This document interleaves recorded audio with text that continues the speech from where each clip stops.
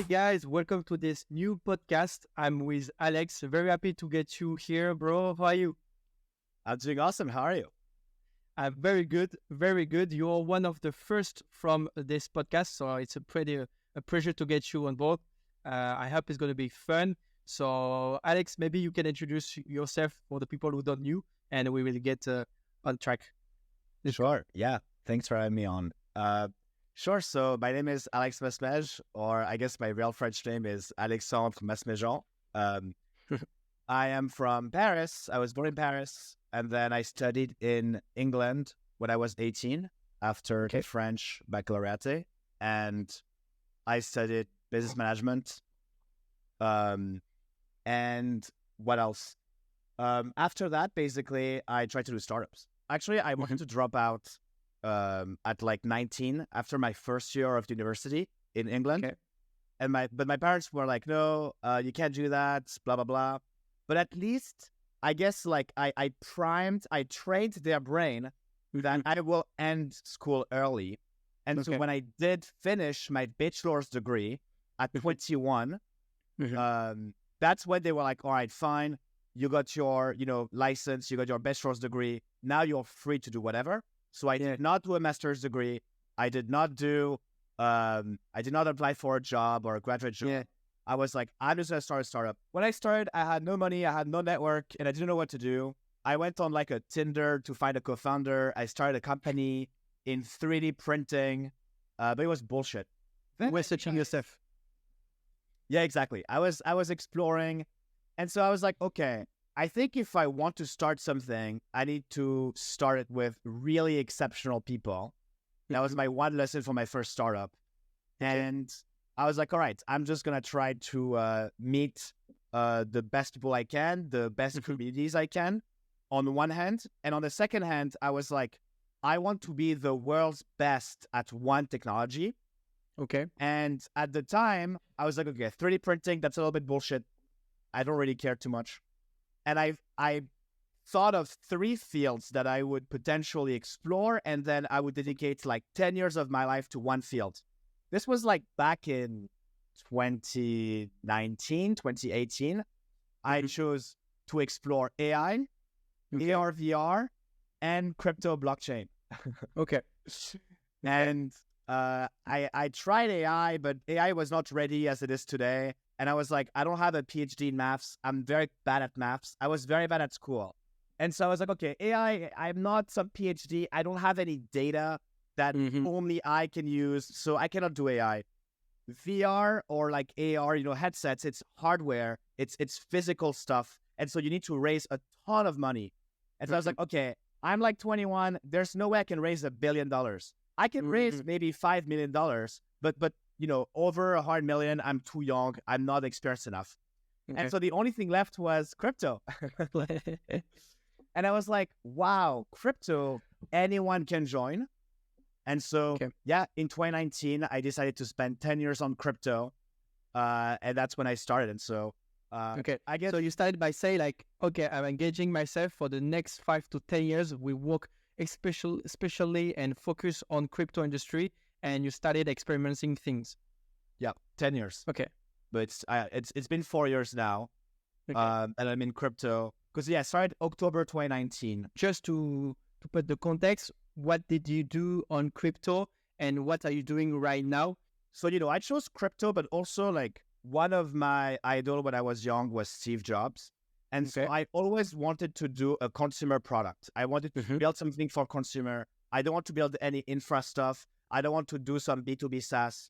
I want to have like a real impact on billions of people in the future. Okay. So I was like, okay, like I want to build applications on crypto, like consumer facing.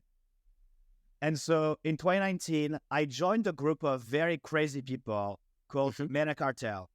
Meta Cartel is a DAO. A DAO in crypto is like a Facebook group. It's a Facebook group with a bank account tied to it.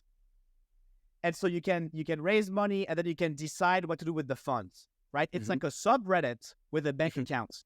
And so we had in Ethereum like $100,000 and we were like 10 people and we were giving $5,000 for our projects as a grant. like we had no money. It was 2019. No one had money. Everyone was poor. But for me, that was paying my flights. One guy who was leading this group is called Peter Pan, like the anime. And that guy, like, honestly, everyone at Meta Cartel, including me, we made a lot of progress. A lot of us became very famous in crypto. And Meta Cartel was like some very weird stuff back then. And so we all worked on consumer applications. And I built one application that's called Rocket, where you could get a loan against your NFT. It's like a mortgage. It's like a, house payment. And then, so I did a couple use cases. I was meeting very interesting people from Meta Cartel. It's like 2020 now in my time frame. And in 2020, COVID happens. And, I still have not much money because I don't have a job. And so I'm living off grants. And at this moment, where you based? You're in London, you're in France, or you moved? So I was traveling the world because people was giving me money through grants and they were sponsoring my trips. So I was traveling the world to conferences. I was going to Berlin. I was going to Osaka, in Japan for DEF CON. So I was meeting really great people. But when COVID happened, I had to go back to Paris. The Paris tech scene, especially in crypto, was completely dead back then. There was really nothing in 2019. Now it's a bit better because there's the crypto fellowship and there's a lot of other stuff in France. Back then it was dead and I was like, this is career suicide. I cannot do anything. I was pretty sad. But there was one last conference in Paris, actually, during COVID. And so they were like, oh, Alex, you're one of the French young people in crypto. Like, if you want, you can give a talk on the main stage. When COVID happened, all the market crashed. So already I had not much money. I had maybe $10,000 in my bank account, went down to like $2,000. And I got hacked as well the same week. It was horrible. So it's March 2020. And, I know some people in crypto. I have 2,000 followers on Twitter. Like, people know who I am. I know a lot of people in crypto because it's the bear market. Like, it's very early in this industry. But I have no money. I am stuck in Paris because of COVID. And I don't know what to do next, because I don't have enough money to, move to the US and become an entrepreneur like I always dreamed, or even to do anything. Like, it was pretty tough. And so that conference, I was like, fuck it. I'm going to do an experiment, which is I'm going to launch my own cryptocurrency and crowdfund $20,000 so that I can afford to move to the US and to start my startup.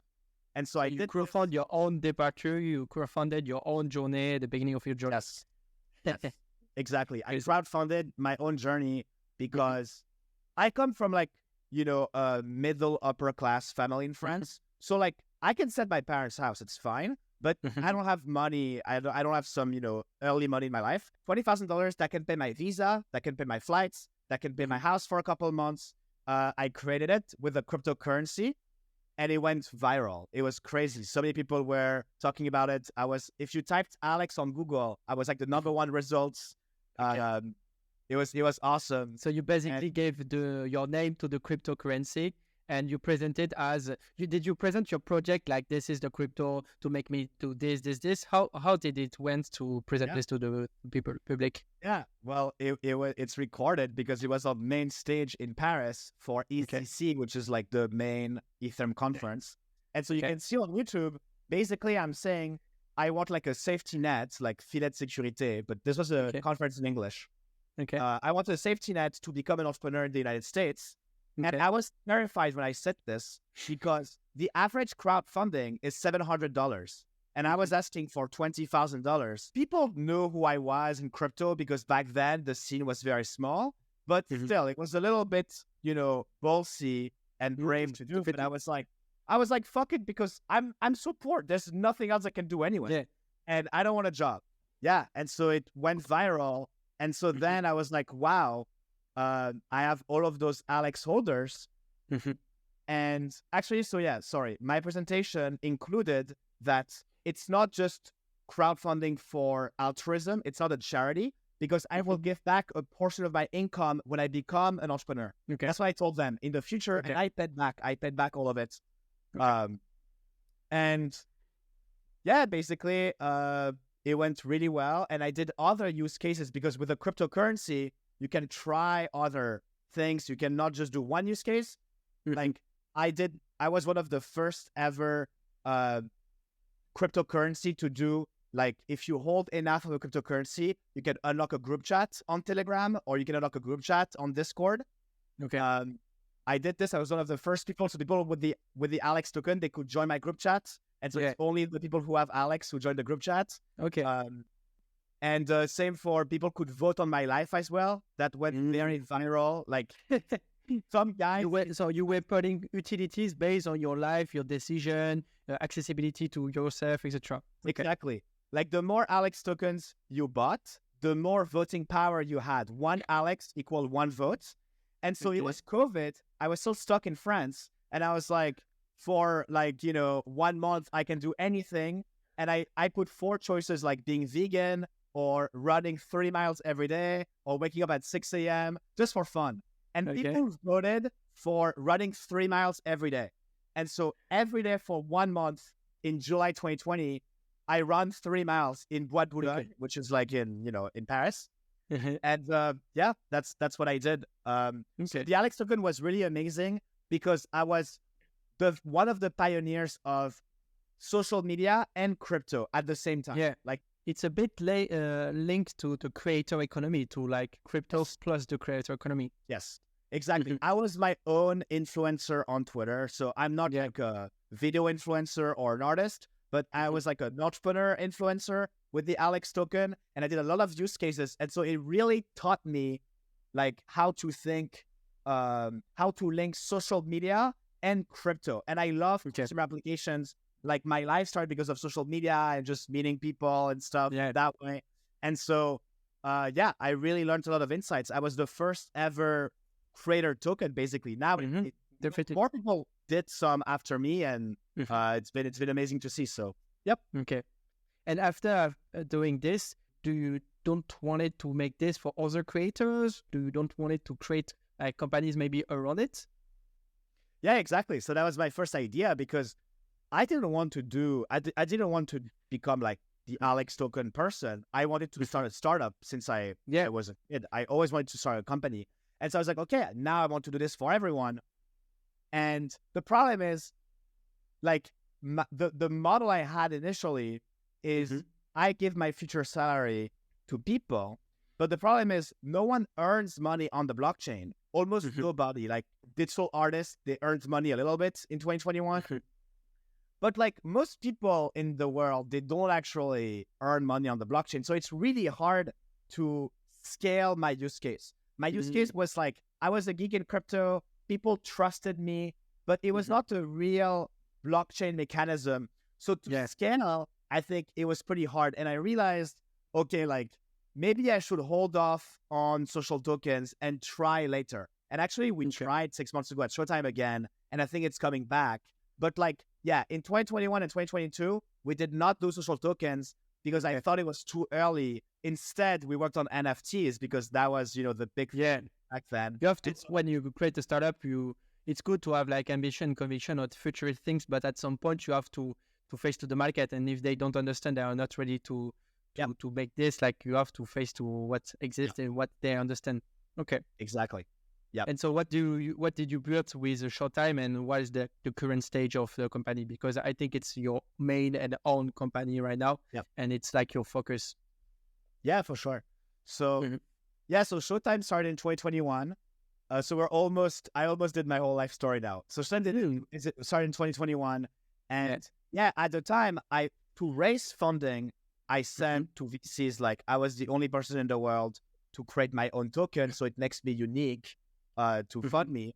So that was a good pitch. But as you said, the market didn't really care too much about social tokens beyond me, and it was hard to scale. So I did a platform about digital art. And basically we built in 2021 the first ever digital art gallery. So basically there are many NFT marketplaces, but they have very hard UX and they're all segregated, especially in 2021. It was very, now it's more like OpenSea and Blur.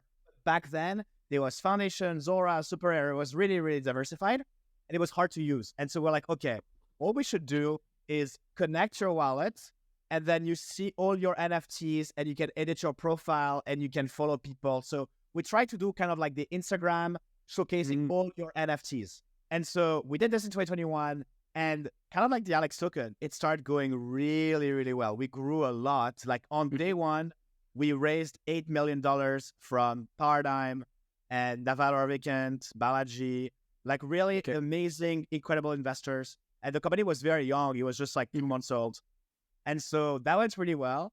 But then crypto started stopping growing. And so for the past 2 years, we have been iterating on what does it mean to build a social app that uses crypto, but it is also simple to use. Accessible maybe to people outside crypto right now who can enter into crypto at some point. Exactly. How do we reach outside the degens? Like degens, it's people who are crypto native. It's people who like, they have a wallet, they use MetaMask. But how do we reach beyond those people? Because those people, they're too small. It's 10,000 people to 100,000 people sometimes, but it still is almost nobody. And so we have to reach broader to get product market fit, basically. And so that's what we're trying to do. And we have a new app coming next month that I think is going to be awesome. And I think for the first time, it will be very easy to use. It's US only. It's not going to be for Europe, unfortunately. But we will launch in the US, and I'm very excited. And what is about this app that's excited you? Like, do you think like you have solved maybe the main challenge in crypto, which is like maybe the onboarding and the fact that it's easy to use for everyone? What excited you about this new launch and this new app? Exactly. So in the past 2 years, we tried to do an app that was beyond the degens, but it was too difficult for people to use because the infrastructure was not ready. In the past couple of months, infrastructure is basically like 95% ready. This is why crypto is going to come back this year, maybe a bit later, but crypto is going to come back because it usually comes in cycles and the infrastructure now is really getting mature. And so we're launching in the US only because in the US, the onboarding is going to be amazing. You will buy with credit card, you will cash out to your bank account, and you will not have to pay gas fees. And it will be on like a very decentralized chain, which is like on top of Ethereum. It's a layer 2. This summer and in the coming 12 to 18 months, there are going to be apps that are very easy to use, that are going to get incredible numbers of users. And I'm very excited because, as I said, I had a very successful 2020 and 2021 in my life. But 2022, 2023, so far, it was really tough. It was really tough. Yeah. And I think like with what you say, I think the main challenge with crypto project is that today you tend to choose between white and black, like you tend to choose between 100% like a public centralized solution, which is like very like easy to use, but at some point you don't have the benefits of crypto, or you tend to propose like 100% decentralized solution, but which is like impossible to use for other people and even no need to use, And I can see that with what you said, I think the technological improvements make it like remove this friction between like the decentralized world and the centralized world and making available for all. So I think I get your point, and I definitely I have the same opinion about this year regarding crypto. So I'm pretty excited to see your product. And regarding your story, so thank you for all this story. Like it's pretty cool to like cut your life into different chapters, understanding a lot of things. I obviously have a lot of questions and a lot of points to discuss about it. The first thing that was interesting to hear and that I can relate it is that the first thing you tell me is like about like you meeting new people, traveling, experimenting things, but were not like necessarily entrepreneurship. Do you think like it was like more easy maybe to grow as an entrepreneur by traveling, by experimenting things outside entrepreneurship? Yeah, for sure. Yeah, I mean, like when I was in France, like I think now it's like, okay, I raised $8 million, so I have more credibility. When I was 23, like even 2 weeks before I raised, all my friends in France, they thought I was crazy. They thought I was naive. And so, yeah, it's like, it was really hard growing up in France because I feel like, yeah, your brain is kind of programmed to be a bit less pessimistic and you have to like reinitialize your brain. And honestly, at first, I didn't really want to move to the US. I had some friends who liked the US more than me. And we met Xavier Niel, which is the founder of Iliad and Free. And he told us, you should go to if you want to visit Silicon Valley and California, you can go to 42, the computer science school, because we have a campus there. And so I didn't really want to become a founder, an entrepreneur in the US. But I was like, okay, like, we have no money, but it's free. Even the dorms, even the accommodation is free. So we went there, and then I met some people from Silicon Valley in San Francisco. And I was like, yeah, like, I think if I really want to have an impact in the world, this will be much, much easier to move to San Francisco. And it's a very drastic lifestyle change, right? Because France has a very big culture. And so you may not want to leave all your friends and environment behind. But like, I'm crazy enough to do it 100%. And so I've done it. Okay. So yeah, traveling really helps. Yeah. And like next to San Francisco, which is like the hub to all this entrepreneurship vibe and Silicon Valley, etc. I think like even traveling like in other country, you mentioned Japan, it's like open-minded, and you discover new culture, you get new ideas, you also understand that like what we told you since you're younger about the French society, in your case, in my case, about US society, in the case of US dropouts, it's just about like society code, and it's not like what define you, because like in Japan, it will be not the same that in France, that in US, etc. And for example, my like the podcast with lunch, I have got like one French guy and 3 US guys. And the guys, when I say like how your family or all your friends reacted to you being dropouts in Silicon Valley, so it's excluded, they were like, oh, but like there's a lot of people who are dropout, and it's pretty common in Silicon Valley. We know it, and it's a pretty like it's class. It's even like you're popular if you have dropouts in tech industry in Silicon Valley. In France, it's not this at all. Like if you have dropouts, you are categorized in the people who are like strange, and it's very difficult even to raise funds. It's more difficult if you have this kind of profile. To find co-founders, it's difficult. To go on events, it's difficult. And so it depends on the society, and it changes depending on the country. So I think like knowing this and experimenting this maybe put you less pressure about dropping out and going for your dream and experimenting. That's the point, I think, Yep. Yeah, I totally agree. I think, I mean, my first house in San Francisco was a dropout house. So it was only dropouts. And there was people who opted out. So after high school, they did not even try to go to college. They just wanted to do startups. There's even people there was one guy, he was 16. And he dropped out of high school in the US. And then Sam Altman gave him like $1 million to start his company. It was crazy. Awesome. So yeah, it's pretty crazy. There's a lot of stories like those. You told me when you started planning your journey in entrepreneurship, instead of like experimenting in a global way and trying a lot of stuff in the same time, etc. You took a break, and you decided to focus on one things and one only things for the next 10 years. First, like, why did you do this? I did this because Elon Musk did this. So Elon Musk, when he was young in college, he had like 5 domains. I think it was like AI, biotech, climate change, stuff like that. So he did it himself. So I was like, okay, I'm going to do it too. You wanted to play an ambitious game directly since day one. Yes. I want to change the world. Okay. That's cool, because right now, not a lot of people want to do this. And I'm in contact with a lot of ambitious people, dropouts or not people, and they tend to go on mercenary entrepreneurship journey because it's much more easy, So they will try to do agencies. They will try to do like some businesses online, like e-commerce, dropshipping stuff, TikTok, etc. It's cool. I respect.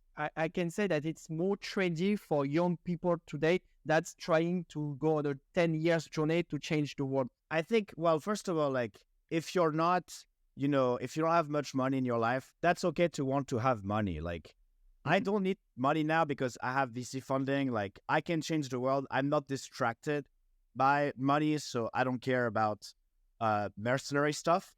But if you're not in that position, then of course it's harder. And I'm not going to judge you if you want to get money first. That's one thing. And then, I mean, like usually companies that change the world, they raise VC funding. And so thanks to you guys are helping, no dropouts, raise funding, and that's amazing. So yeah, I think like if you have VC funding, it's much easier to want to change the world versus if you don't have it because you're forced to build an agency or make money earlier, and that really constrains the ideas that are possible. And so, yeah, I mean, like, not everyone has to change the world. I want to change the world. I want to become like Elon Musk or even better because every new, top innovator is even better than the previous one. So Elon Musk is even bigger than Steve Jobs. So the next Elon will be even more impressive than Elon Musk. So trying to, push humanity forward. I think it makes my life so much more fun because I think a lot of French people when I was young, they were like, oh, but you don't want to be like Mark Zuckerberg or Elon Musk because they have no childhood. They have a very boring life. And it's true that this life is very hard. I work really hard. But at the same time, I meet amazing people. I travel all the time. I obviously make a lot of money because it's technology. So I'm like, okay, I work hard, but everything in my life is amazing. So I think it's a good trade-off. At some point, you have to be passionate. And I wanted to know also, like, why did you choose like VR, AI, and crypto, especially like in 2018, as it wasn't very like trendy at this time? Yeah, for sure. So, I mean, AI was not trendy as it is now, but I always loved technology, and I knew AI was progressing. And at the time, there was GPT-2 that came out. Siri was released. Like, there was a couple things that, and people knew AI was going to be big. OpenAI was created. I knew about OpenAI.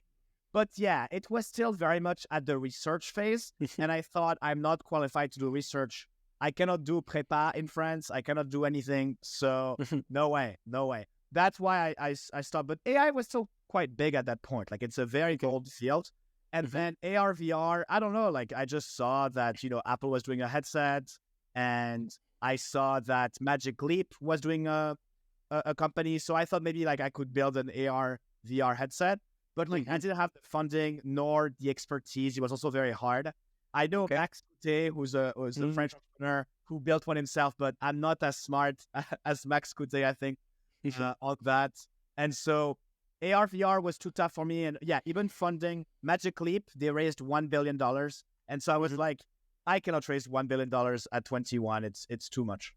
Okay. So basically, you took like some industry that attracted you, and you also considering your leverage, your skills, like also like your learning curve at some point, because when you enter into crypto, you wasn't like especially good in crypto. You were like everyone who begin, but you were maybe like seeing your learning curve progressing, and you were saying that was more adapted to you, to your skills, etc. Yeah, exactly. So it's very tough because I don't really have hard skills. Like, I don't code, I don't design, but I'm very, very passionate about building products. So I guess now I'm like a PM, and I also do communities. So like I have a big, Twitter audience, and so I can release products that way. So that gives me distribution. And I guess I'm a very technical PM. Like, I know very deeply crypto infrastructure. I learned to code a little bit, so I understand. I wish I would learn coding when I was a teenager. Okay, but also like maybe by your abilities to connect with people, to create content, etc.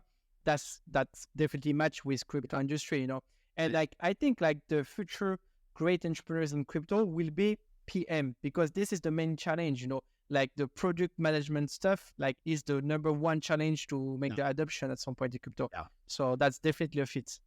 Yeah, exactly. I think like to become a good entrepreneur, you have to get 2 of 3 things, which is connecting with people. So network, hard skills, and domain expertise. And I don't have hard skills, but I do have network and domain expertise. But if you have hard skills and network, you can also make it. If you have hard skills and domain expertise, your network will come. So if you have 2 out of 3, you can get the third one, but you need at least 2. And so I'm very, very deep into crypto. It's been 4 years now. That's all I do every day. And I'm very good at networking with people. I know a lot of really amazing people. I'm very fortunate. And that really helped to be in San Francisco. I learned, like, I know really well Naval Ravikant, who is like a very famous investor. And I really learned a lot from him. And so going to Silicon Valley makes it very easy to break into tech. But it's obviously very crazy to do because, I was born in Paris and I lived in Boulogne-Billancourt. I was supposed to be a normal person, maybe a consultant, but I broke the matrix, I guess. How do you meet this kind of people when you come in San Francisco? How do you create this kind of network, which is like very like fundamental and like crucial for your project, for your fundraising, for your growth? How did you do, and what you recommend to people who want to do the same at some point? Yeah, for sure. So I would say like to have a network in the US, first, like I think you have to be a bit culturally Americanized. And so for me, like a lot of French people, sometimes they complain about stuff. For me, I've always been very positive. I always smile. I always have a lot of energy. And so I think it just was easier to like, mingle and do friendships with people in the US. Then I used the internet. So at the time I met people from my hacker house on Clubhouse because that was the big house back then, the big app. And so on Clubhouse, I found my roommates and then I go to the house and it's 9 people and everyone is like Twitter famous. Everyone is like 20 or 21 years old. And Sam Altman comes to the house and he's like listening to everyone's projects. And I'm like, what the fuck? This is like Silicon Valley, like the series. In the room, But in real world, it was crazy. And so, I think just like in San Francisco, there are a lot of young people in tech. And if they are in San Francisco, that means they are crazy enough to, they're very serious about changing the world. And so it acts as a filter. And that's how you get a lot of connections because almost no one actually is willing to go to San Francisco, to go to the edge of the world to do this. And then I think once I started a startup and raised money, then, Naval reached out for me to have a fund with him because he was like, well, you know a lot about crypto, so you can like have a fund and invest with me. And so I was like, wow, like this is incredible because like I get to now have a fund and I have companies. So like, I was like, wow, like capitalism is really compounding because now it's like I have loads of opportunities and stuff. And anyway, so I think like there's a lot of, I started meeting the young people in tech, but then it trickles down to like investors and stuff like this. For example, the story you told me, it can sound like a movie or something like this, but I listened to other dropouts in SF especially, and they all told me like crazy story like this, like, oh yeah, last month I was like in Peter Thiel Christmas party and I was like this. And so I think like being in this kind of ecosystem when everyone know that everyone can be the next Steve Jobs, that everyone dream to change the world, etc., make a relationship much more easier to build at some points because you're going to be open because you need people to be open to you and you need to be open to people. So I think it's much more easier to grow and to make relationship. Yeah. And so this is why, honestly, like one of the biggest advantage I had in my life is that I studied in England only for 3 years because learning English is really important. And at 18, my English was really bad. But because I went to the UK, like I learned English. And so I recommend learning English for people listening. I guess if you're listening, you already are English speaking, so that's good. Another point that was interesting also is like the moment you take the decision to go on this event, the UCC, and you decided to take this opportunity to pitch your project and to pitch something that is much more ballsy, like how this idea came from. So at that time, as I said, like I lost a lot of money because the markets crashed and I had a hack. I was hacked on a platform. I mean, I was not hacked, but like I did like a wrong, because UX in crypto is very difficult. All my savings, I did a swap on the platform and I lost a lot of money because of the markets, liquidity, whatever. And so I had only $2,000.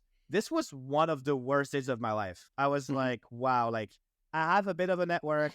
I have 2,000 followers, but I have no job. I have no hard skills.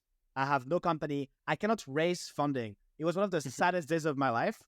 But the weird thing was me, and I think that's one of the quotes of Arnold Schwarzenegger. He said, do not let a crisis go to waste, which is when something horrible happens to you, like you should use that energy of frustration into something positive. And so honestly, I think most people would have said, fuck crypto. This is bullshit. I lost money again. I'm going to do something else and go back to normal life. And I was like, no, I'm going to use this and I'm going to be like, what can I build? And I know in the past, someone paid to fly me out to a conference. They sponsored me with a token and it was called Alex Masmej loan. And so I was like, maybe I should do another cryptocurrency, but this time it's like, instead of just $1,000 paying for a flight, this time it's $20,000. And I had nothing to lose because I was like, well, I have no money anyway. But it was very difficult.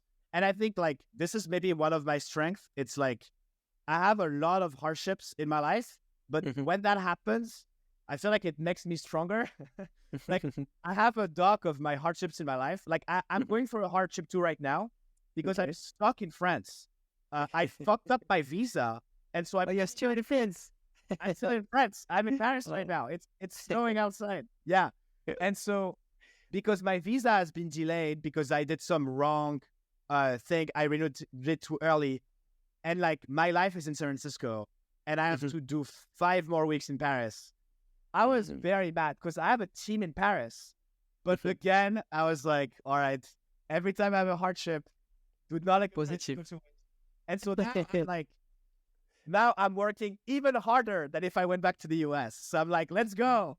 No one can stop. You do it because you're passionate and like, you know, like what's coming next. So you are like a roadmap, you know, the project going to launch in 2 months. You have some precise objectives right now. Yes, yes. Also, maybe it's genetic. Like, I think I am hyperactive. So like, that's a plus. Yeah, definitely. It's a plus when you realize it and you know how to canalize it to your business, to your journey, etc.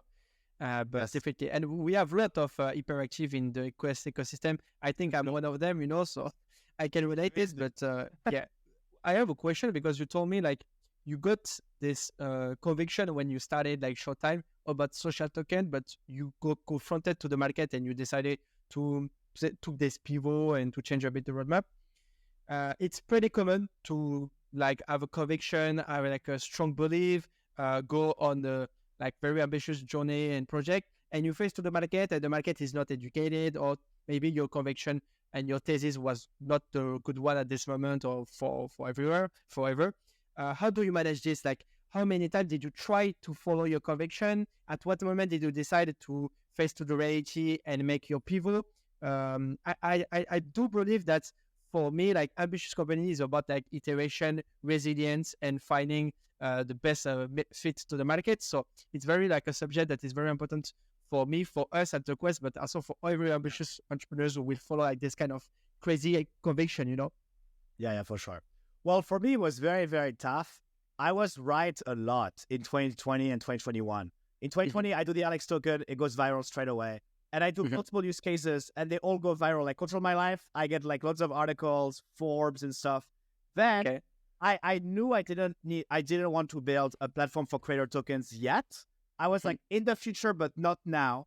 And I do a Figma design just on Figma of the art gallery. And I didn't change a single thing. And that's the exact thing that worked. And I was like, holy shit, I'm right all the time. You have an art skill, bro. You are a good designer. No. My designs are horrible. It was just some mock-ups.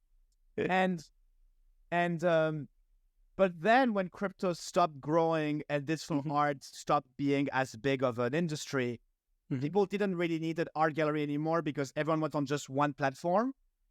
Then I was like, okay, fine. Like, we'll do something else. And then the next iteration did not work. And the next iteration did not work. And it still is not working right now. We did like, I don't know, like it's since 2021, we did like a marketplace with no transaction fees. So it's easier. It didn't work. We did free NFTs where people can collect free NFTs. It didn't work. We did a lot of stuff. Lately, we did something for music artists because they try a lot of crypto. And I was like, okay, like let's change user persona to like from digital artist to music artist. But we still want to be a social media app in crypto. We want to stay in consumer, social, and crypto so we can compound the learnings. I think if your pivot is in the same category, you can compound your learnings. I don't really like pivots where it's like something totally different. Yeah, You have A to to Z. Okay. Yeah, I'm here for 10 years for crypto, and so I'm gonna stay the path. And so, yeah, I did music artists, and it worked a little bit. We're like, oh, cool. Like we got like 10,000 users weekly, but like that's the most we could do. We were stable at 10,000. Okay. So you track the usage, and it's your main KPI: usage, retention, and churn, etc. Okay. I think the hardest metric for crypto is daily active user. Who comes back every day. It's very, very hard. Almost no one uses the blockchain every day. And I am going to change this. It's very hard, but I think this year it's happening with social media apps. And so I'm very happy for our new product. I think our new product is going to be amazing because finally it's been enough time that the infra is now possible.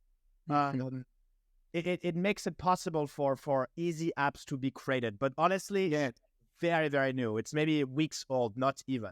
Dropouts, they tend to be like a bit isolated. Like every people who are like marginal, rebels, like unconventional, they tend to be isolated. That's why, by the way, we created like this community around dropouts, around people who do like a rational choice in a more general way. I wanted to know more about like your crew. Did you find maybe co-founders, people to work with? Were very interesting. Like you told me about like investors, like meeting great people, but did you find co-founders? Did you find people, talents that you decided to bring to your adventure?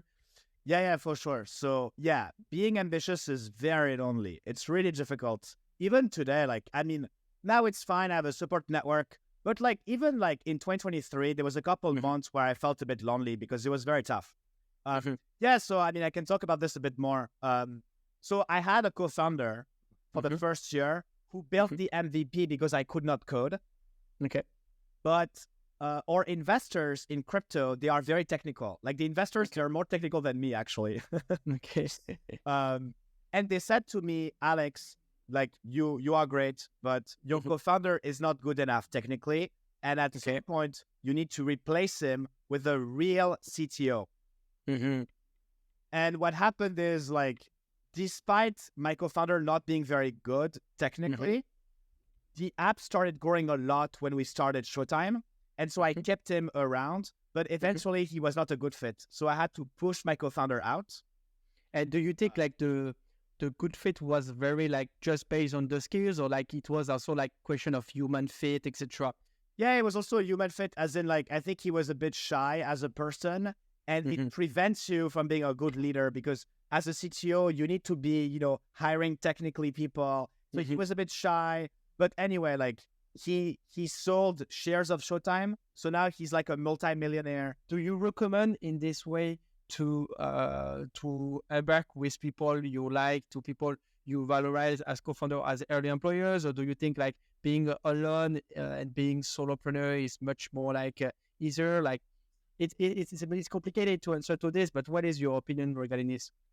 Yeah, so I thought a lot about this. I needed a technical co-founder to get the company started because I don't code, but ideally, I am really a solo founder. I think like a co-founder should be someone that's really obvious to you. And honestly, coming from France, it's very hard. No one was like me when I was growing up. No one was like me even in university in England. So I am made to be a solo founder. And I think now more people understand that being a solo founder can be good. Even Flo Crivello, who is also like a very famous French entrepreneur in Silicon Valley, and I really love him. He has an article about this, how solo founders are good. And I think like if you are in the US and your roommate and best friend from Stanford, also wants to do a startup, then fine. But usually in France, dropouts are very lonely, as we talked about. And so you should not be afraid to be a solo founder, not a solopreneur. It's like you become a solo founder. Yeah. And so what's really hard is that then you kind of need the hard skills, or you need to have some freelance to like have some MVP, but then the feedback loop is pretty large. And so it's tough to start as a solo person.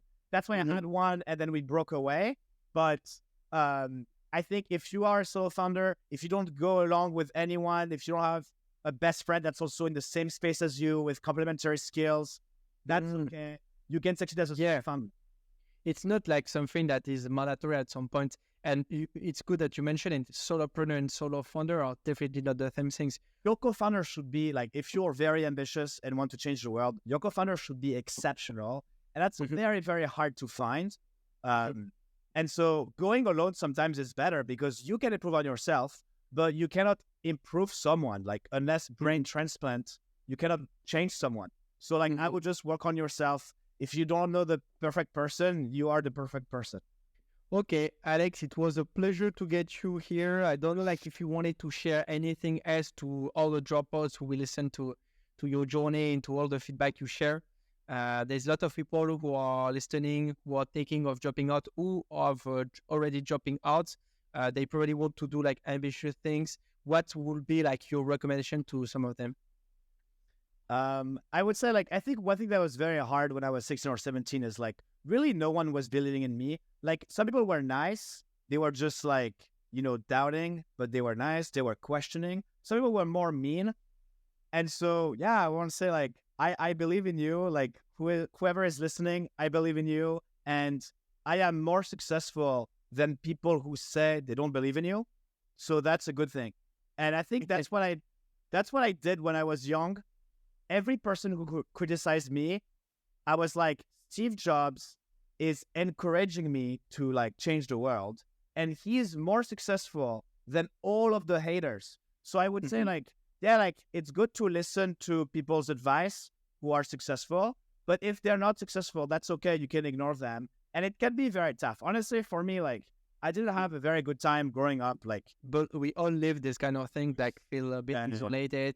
And like, if you think and if you talk about it, like, it's quickly become like awkward for people. If you don't talk about it, you quickly become less lonely, etc. And I think that definitely the goal also of this, like, that's the goal also of this, like, a podcast and this community we are building, is like to put people who are isolated together and break this isolation.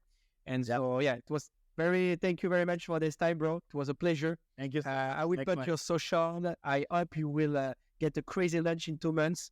We will put an update on the community, and ciao, ciao, bro. It was a pleasure, Julian. Thank you. Thank you. Ciao,